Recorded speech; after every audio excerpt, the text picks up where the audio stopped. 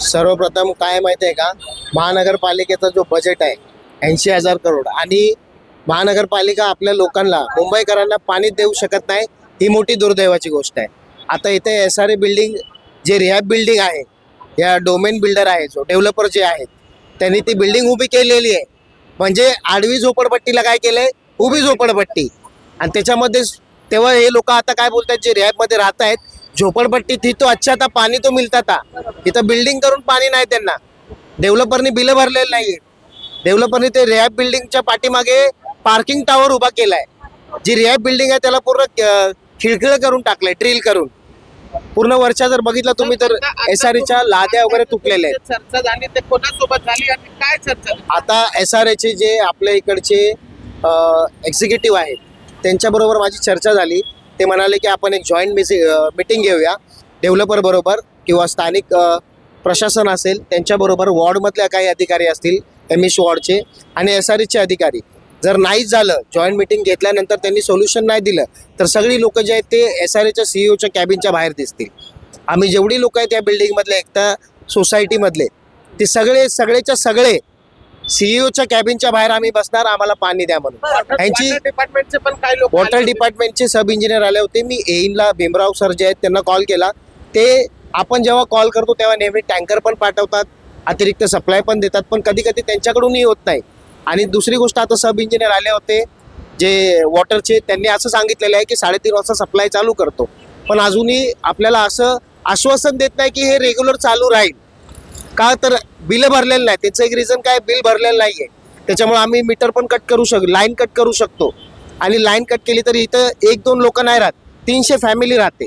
काय वाटतं सर, असं जे डोमेन बिल्डर आहेत त्यांच्यावर सरकारने कडक कायदा करून SRAच्या अधिकाऱ्यांनी त्यांच्यावरती कडक कारवाई केली पाहिजे. त्यांना आपण असंच सोडतोय, एका माणसाला वाचवण्यासाठी 300 माणसांच्या घरात पाणी जात नाही.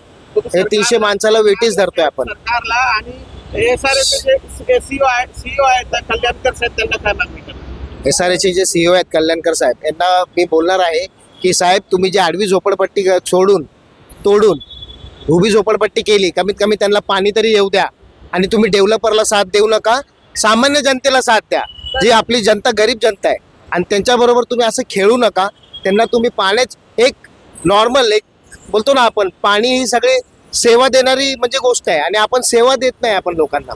महानगरपालिका ही सेवाभावी संस्था आहे आणि ती सेवा देण्यात अपुरी आहे. आणि पाणीसारखी गोष्ट, 80,000 करोडचा बजेट आहे आणि तुम्ही पाणी देत नाही तर तुम्हाला लाजा वाटल्या पाहिजे. सर, पुढच्या स्टेप MIM चे तुम्ही गट नेता आहेत, जर ऐकलं नाही प्रशासनाने तर पुढच्या स्टेप काय असेल तुमचा?